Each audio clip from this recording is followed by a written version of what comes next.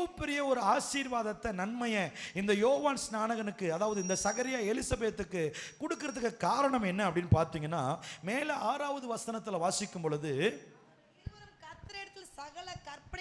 நல்ல கவனிங்க. முதல் காரியம், கர்த்தருக்கு ஸ்தோத்திரம், அவங்க 2 பேரும் ஆமென் சொல்லுங்க பார்க்கலாம். யாரு யாரு? எலிசபெத்து சகரியா. எலிசபெத்து சகரியா இவங்க 2 பேரும் புருஷன் பொண்டாட்டி 2 பேருமே ஆமா ஸ்தோத்திரம் கர்த்தர் இட்ட சகல கற்பனைகளின் படியும். ஆமென். ஒரு அல்லேலூயா சொல்லுங்க பார்க்கலாம். அல்லேலூயா. கர்த்தர் இட்ட சகல கற்பனைகளின் படியும். அல்லேலூயா சொல்லுங்க பார்க்கலாம். ஆமெனா. உங்களுக்கு சந்தோஷம் உண்டாயிருக்குமா? அல்லேலூயா சொல்லுங்க பார்க்கலாம். நீங்க எதிர்பார்த்திருக்கிற காரியம் உங்க வாழ்க்கையில உங்களுக்கு நடக்கணுமா? கர்த்தருக்கு முன்பாக யோவான் ஸ்நானகன் பெரியவனாய் நிற்கணுமா? அவன் திராட்சரசமும் மதுவும் குடியாதவனாய் பரிசுத்த ஆவியினால, என் பிள்ளை பரிசுத்த ஆவியினால நிரப்பப்பட்டு இருக்கணும், என் புருஷன் பரிசுத்த ஆவியினால நிரப்பப்பட்டு இருக்கணும், என் மனைவி பரிசுத்த ஆவியினால நிரப்பப்பட்டு இருக்கணும், என் குடும்பம் பரிசுத்த ஆவியினால நிரப்பப்பட்டு இருக்கணும் அப்படின்னு நீ விரும்புறியா? அல்லேலூயா சொல்லுங்க பார்க்கலாம். அல்லேலூயா.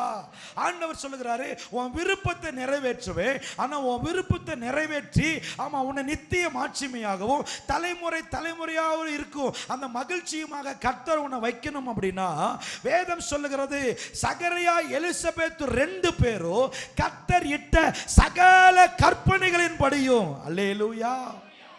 என்ன படியும் சொல்லுங்க சிஸ்டர், பக்கத்தில் கை பிடிச்சு சொல்லுங்க. இப்போ சொல்லுங்க, நல்ல இப்போ கை பிடிக்க சொல்லுங்க.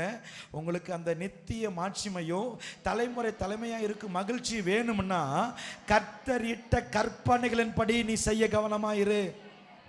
நல்லா சொல்லுங்க. இப்போ ஆய் வராது. மகிழ்ச்சின்னு வரும்போது எப்படி கை உழுக்குனீங்க? ஆமா, இப்போ கட்டளைக்கு கை கீழ்படிங்க அப்படின்னா அல்லேலூயா அல்லேலூயா. கர்த்தர்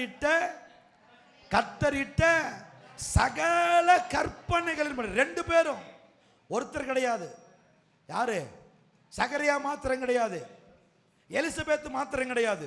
2 பேருமே எதுக்கு கீழ்ப்படுகிறாங்கன்னா கர்த்தர் இட்ட சகல கற்பனைகளின் படியேயும். ஆமென் சொல்லுங்க பார்க்கலாம். அல்லேலூயா.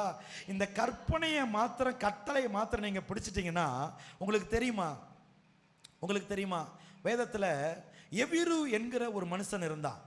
அவனுடைய மகள் மரித்து போற தருவாயில் இருக்கிறா. ஒரு அழைப்பு வருகிறது, இயேசு கிறிஸ்துவுக்கு ஒரு அழைப்பு வருகிறது. சரி நீ போ, நான் வரேன் அப்படின்னு சொல்லி ஆண்டவர் சொல்றாரு. இப்போ புறப்பட்டு போகிற வழியில கர்த்தருக்கு ஸ்தோத்திரம் 12 வருஷமா